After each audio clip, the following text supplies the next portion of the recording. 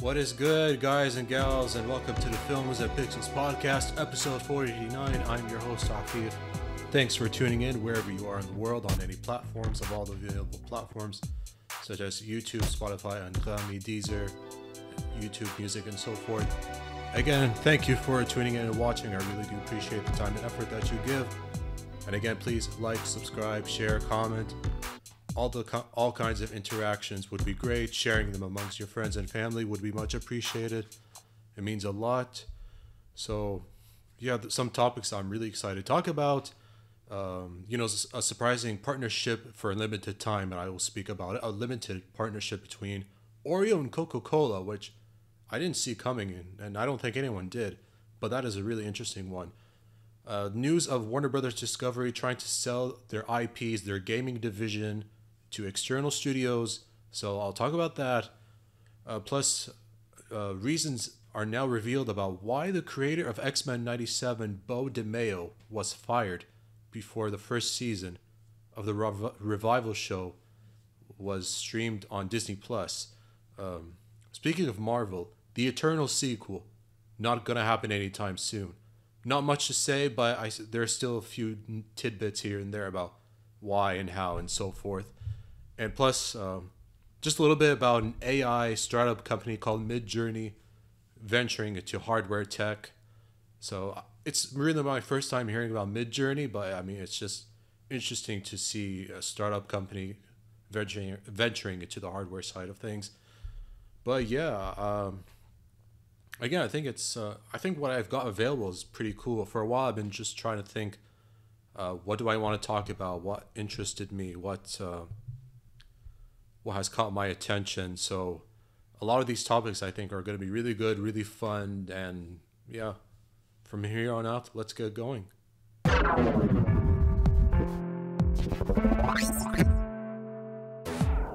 Alright, guys and gals, first topic. So what is this partnership that I mentioned? The whole Oreo Coca-Cola thing. Well, it turns out Oreo and Coca-Cola are partnering for a limited time on like products that they're making and distributing.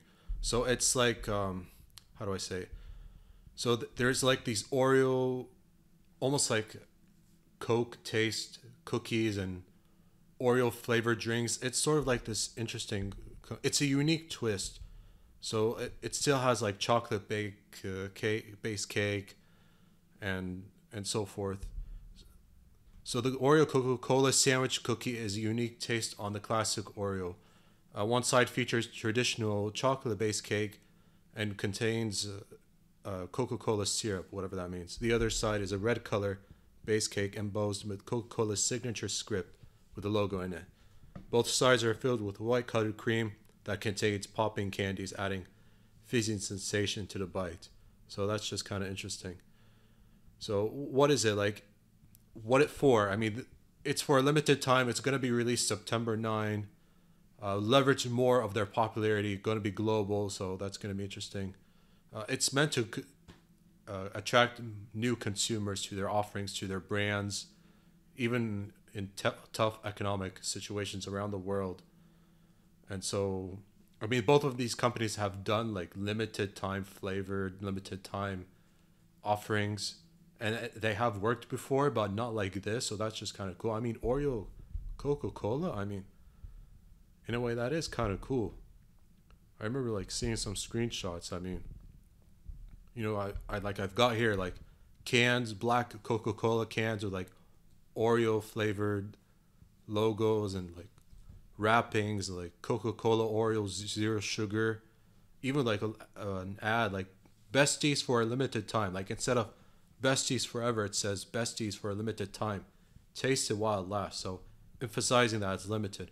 Even the wrapping and distribution, I mean, you can see like there's still like the, again, a Coca-Cola zero sugar can and sort of like this Coke Oreo cookie thing.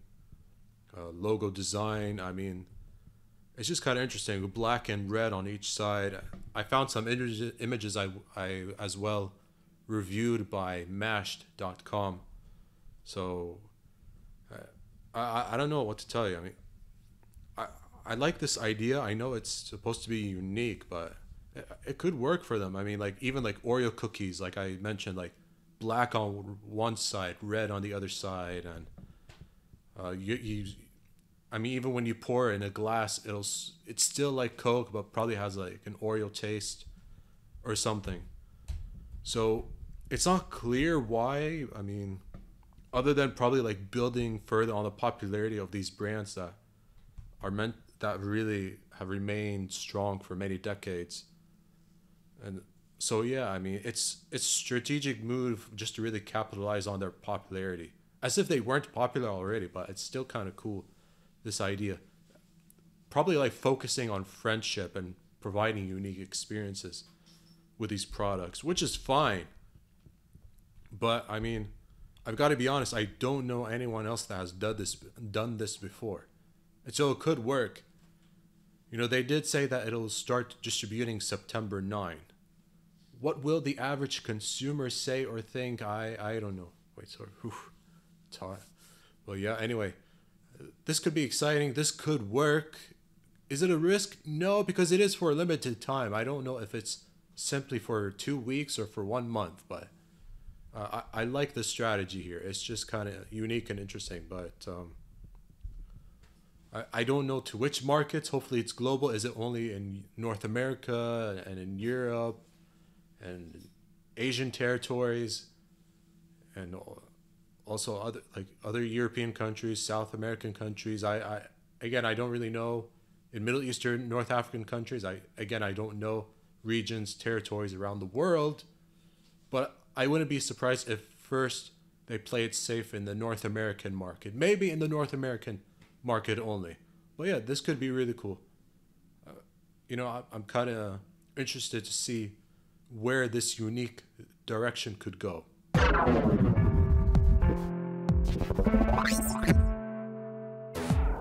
Alright, guys and gals, news has circulated all over gaming news websites that Warner Brothers Discovery are looking to sell their gaming IPs to external studios, which is kind of weird. I mean, I think they can make a lot, but it's still a strange decision just when you think about the studios that they own, like NetherRealm Studios, and I think they also work with Rocksteady regarding Batman games, for example. But I think a lot of that has to do with the mixed reception and failure, commercially and critically failures of their latest live service sort of game that they tried to accomplish with the DC comic book license of Suicide Squad Kill the Justice League, which was in story, in terms of the story wise, supposed to be a sequel to Batman Arkham Knight that came out 2015, and that is easily a much better game than this one. I haven't played it, but I know that it's a disaster. It was a disaster pre-launch and disaster still post-launch, despite the content. And no one has been really happy or impressed with the game since then.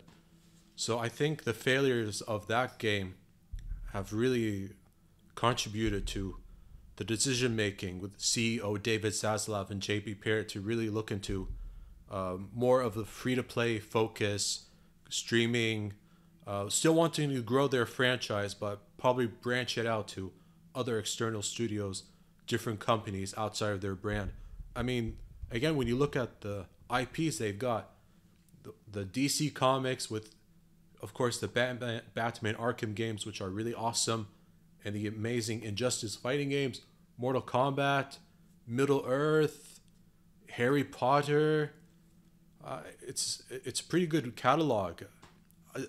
Correct me if I'm wrong. I mean, it's possible I'm wrong that they might have also helped with The Witcher 3 distribution, but I know that IP belongs to CD Projekt Red. But with the catalog of gaming IPs they've got, like Middle Earth and Wizarding World with the Hogwarts Legacy IP, that certainly does help. And again, like, it's not the first time they released a less than impressive DC comic book based game. I mean, late 2022 we got Gotham Knights, which not everyone loved, and I talked about it before. And again, compared to Arkham Knight, that's easily a much better game than Gotham Knights. So, go figure.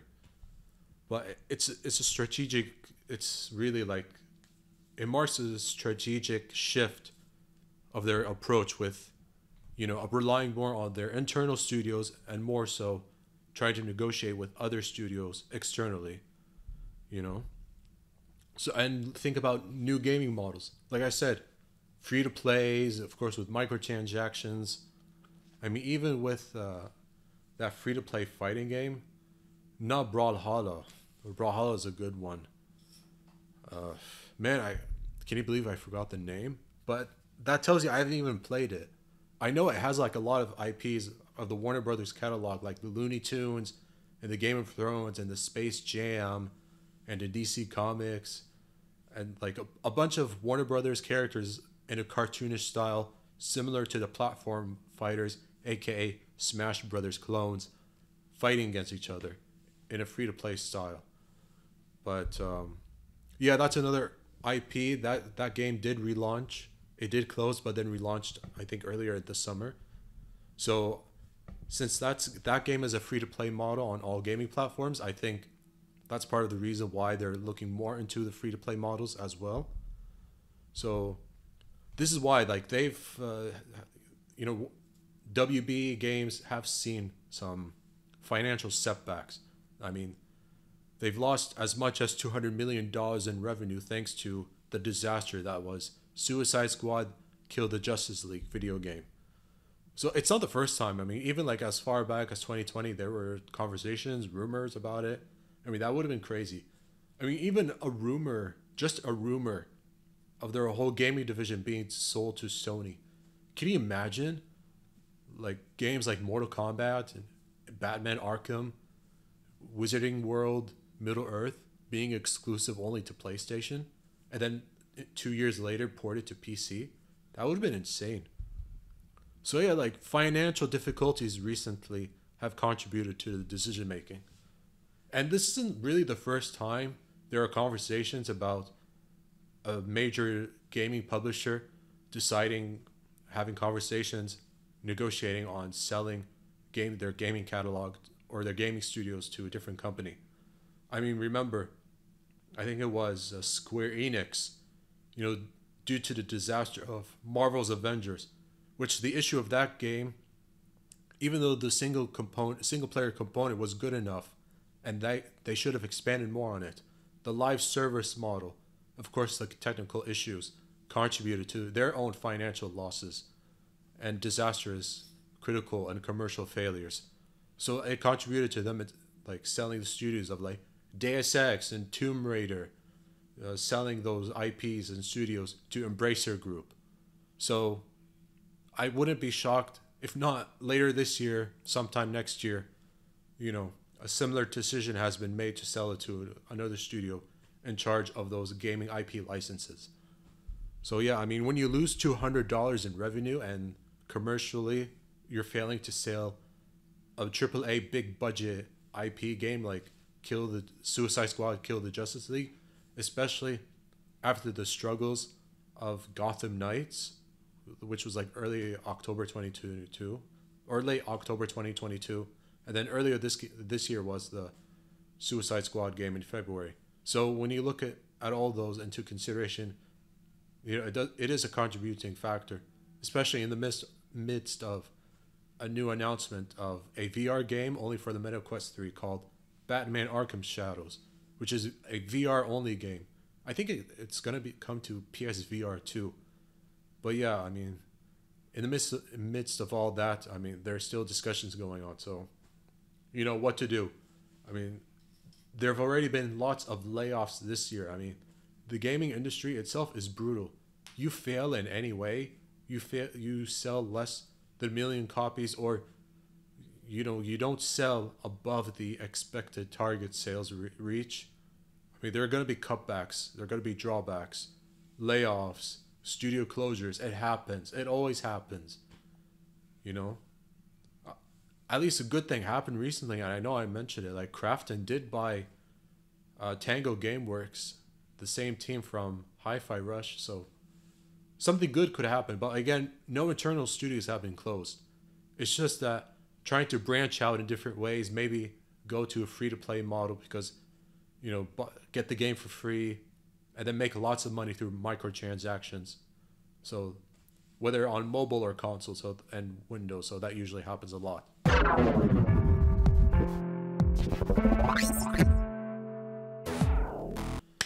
So, guess what? We now have revelations of how and why Bo DeMayo, the executive producer and creative director, also in charge of really reviving X-Men 97, how and why he was fired, dismissed, gone, kicked out of there, kicked out of here. Marvel just said bye-bye. But no, in all seriousness, I mean, some serious accusations, egregious accusations, more than anything, due to their investigations, claiming some seriously inappropriate sexual misconduct. However it was, whether it was through text messages, verbally, physically, not officially confirmed, but he hasn't. But even DeMayo himself really has not said exactly what happened, although he has made posts, giving hints of maybe he's bisexual or homosexual, gay rights post, possibly. Again, what happened is not clear, but if anything, it's good that it didn't really foreshadow really the hype and success of X-Men 97, which ran from, I think, sometime in mid-March to early May of this year. And it was a huge success. Lots of views, critically acclaimed, even called like one of the best X-Men projects in a long time, even more loved than most of the major X-Men action movies. And it seems like a lot of that controversy did contribute to some of the changes regarding the writing and script for season 2. There was a teaser, spoiler alert, there was a teaser at the end of season 1 where half the X-Men team were split up in time due to what happened in the final battle, of course, with Magneto and the whole Sentinels thing that happened. And there was a sneak peek of Apocalypse, one of the most feared enemies, one of the most feared mutants in Marvel history and X-Men history as well. A major opponent of the X-Men themselves. So we're going to see Apocalypse in season 2, but whatever script that was certainly revised, whatever changes that happened, the whole dismissal did contribute to the changes of season 2 somewhat. I don't know if any staff other than DeMayo being dismissed, but also, like, what's even more, well, I wouldn't say more shocking or disappointing. It's just, it's not exactly a shock. Oof. Sorry, I flinched there. I thought something, I heard something fell down. Yeah, anyway. Yeah, as I was saying, even his name was removed from the production credits. So it sucks for someone who worked hard on an important project like this.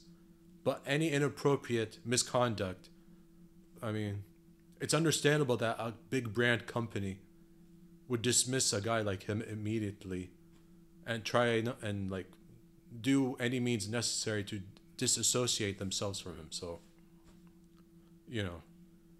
much ado about something, right? But still, hopefully when season 2 comes, like, it can still be just as great and amazing as season 1, because even if you haven't watched the animated series in the 90s, X-Men 97, amazing animation, amazing writing, amazing storylines of these characters, amazing plot twists, amazing everything about the whole first season. It's hard to pick which of the 10 episodes were a favorite, but again, I gotta tell you, X-Men 97 was amazing. And I know I talked about it before, but great show. But still, at least we get an idea that, sexual misconduct did contribute to his dismissal. So, oh well.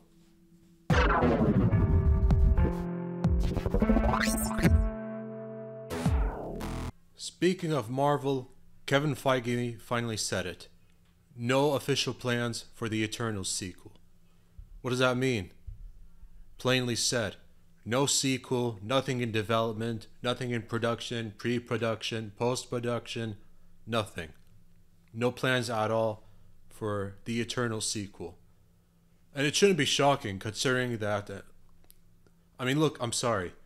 The movie was just a disaster. It's not good. It's not great. It's just like lower mid tier, bottom tier MCU movie. It's so bad.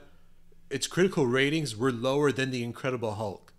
I'm talking about a movie in Phase 1 released in 2008 versus a movie that was supposed to be released in 2020, but COVID and all that hectic crap delayed till 2021.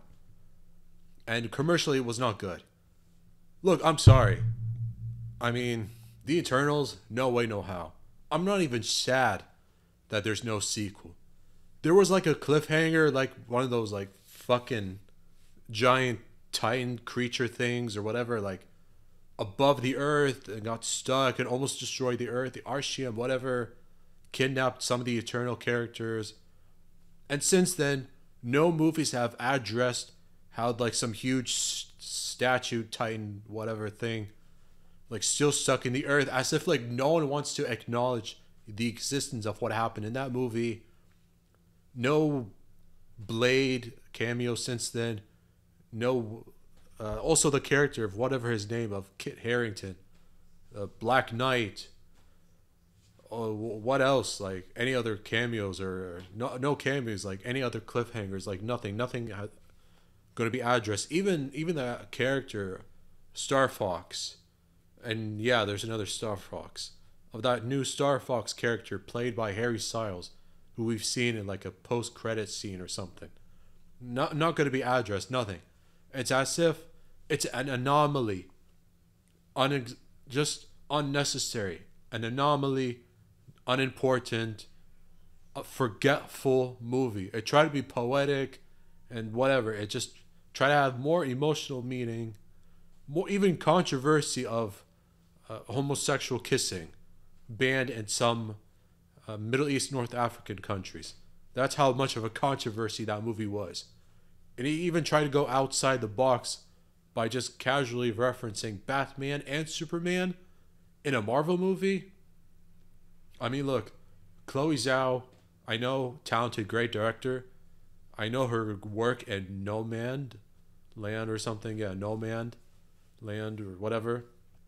In No Man, critically acclaimed and Best Picture awards and so forth. That I know that was a great movie for her. This one, just by her creative vision, no way, no how. No way, no how. Seriously. And look, on the bright side, don't be shocked if like all of a sudden a new director steps in, gives his or her creative vision, a new path forward. Maybe different cast. Maybe a reboot of the Eternals. I don't know. Look, I'll be honest, before that movie was released, I had never heard of the Eternals, and I'm talking as a Marvel fan. I never heard of the Eternals. I knew nothing. Just a new team. The Eternals existed for storytelling just because of the multiverse. Oh, and let me say one more thing. It did not impact the multiverse saga in any way. I don't even see how it impacted the multiverse saga. A movie that was supposed to be or placed in the multiverse saga meant nothing. I don't think there were any consequences other than maybe going through different dimensions later on to rescue some of the characters and battling Arshium or whatever. They were supposed to destroy Earth, but some of the characters in the end refused and they fought each other and then fought Arshium, and then one of them called Icarus flew into the sun because he's Icarus, the character played by famous Game of Thrones actor. So of course all that happened. And look, we know that Phase 4 has not been a shining era of the MCU. So there have been other failures since that time. Shang-Chi and The Legend of the Ten Rings. Credit, it's still a fun action movie. Still a pretty good, solid film. That was released before The Eternals. I think more people liked it and received it more positively than this one. And yeah, even in the same year, Spider-Man No Way Home, excellent, excellent, excellent. Great, great movie in so many ways. One of the best Spidey movies. No debate. No reaction. No second thoughts about it. Still a great Spidey movie. But The Eternals, oof. No way, no how. Forget about it. I'm not even upset or sad that there's no sequel. Maybe if it rebooted with new actors or maybe new storyline, I don't know. But again, It's over.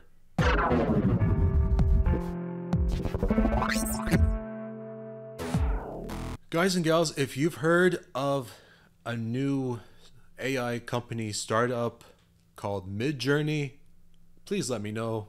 Because I gotta be honest, I haven't paid a lot of attention to a lot of the AI companies, or more so companies, major corporations that have ventured into AI.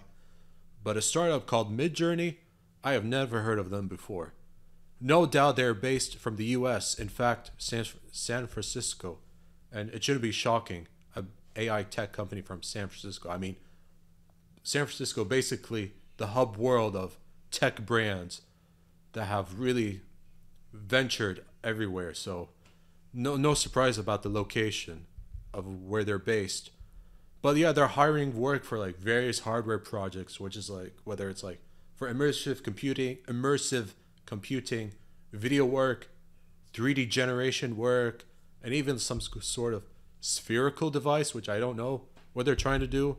I know they've got like AI generation imagery going on as well, like most AI companies and AI brands, AI websites that does imagery, AI art, that sort of thing. But really, like, details are still kind of scarce, and that's fine. Again, I know I've mentioned I'm not a fan of AI, but if AI can be used in an immersive way and safely without damaging people's lives, and sort of using AI to sort of like co-conspiracies and like, you know, make up sort of video and images that don't look real and hurt lives, and okay, but you know, at least like effort is being made in some ways to come up something. So I never heard of Midjourney, but they have like this 2D image boat logo, which I don't know, low budget logo. Probably someone used Paint program and not Illustrator, or an actual program that's pretty cool called Inkspace to have do a better logo to image to draw it. But hey, at least like they'll get some expert help. At least like there's gonna be some experienced people that could be working on some sort of project, whatever it is. Ahmad Abbas, he did work at Neuralink, develop engineering Apple's Vision Pro headset. So yeah, cool. I mean, someone who worked at Neuralink and helped Apple's headset, yeah. But that kind of expertise could help with their computing work, yeah. Ahmed Abbas, yeah. You know, with his name attached to Neuralink and on an Apple headset project, yeah. Good that he'll be working with their Midjourney's founder, David Holes. Holes was a co-founder of Leap Motion, which built motion tracking peripherals. So yeah, I mean, experts that understand AI tech and AI imagery and AI hardware and AI stuff, AI 3D generation. Yeah, whoa, great. Whatever it is, but can Midjourney soon enough compete well with some of the major brands that have the resources to establish AI technology? And we know with the likes of the ChatGPT and Copilot and Gemini, and I know there are other ones. There are plenty of AI apps, not just for laptops. Obviously, a lot of them for mobile, whether they're free or pay to use as well. You know, they work well because, you know, the resources have to make the algorithm, the technology to work. But yeah, cool. So yeah, Midjourney. Yes, they're a startup and they've been in the business for a while, but yeah, they're going into the hardware and joining the fray of really building up their AI tech. So cool. You know, whatever their plans are, this could really work. This could be beneficial. Could be good. More AI tech in the market, yeah. I don't mind it. I don't have much to say to it, but yeah, could be cool.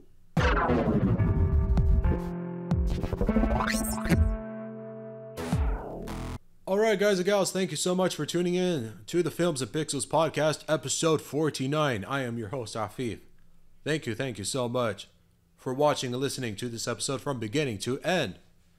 And to just watch me ramble and rant and analyze and whatever, just everything I've been saying. Just again, thank you so much for tuning in to the Films and Pixels podcast, episode 49. This episode has not been sponsored by anyone, so don't worry. Anyway, thank you so much for tuning in. I really do appreciate the time and effort taken. It means a lot. If you can subscribe to the YouTube channel, subscribe to all the other audio platforms, streaming platforms, that'd be really great. If you can share it amongst your friends and family, colleagues, to anyone, much appreciated. To your friends, family, whomever. With all that being said, thank you so much for tuning in to the Films and Pixels podcast, episode 49. This is your host, Afif El-Jamil. Good day and good night.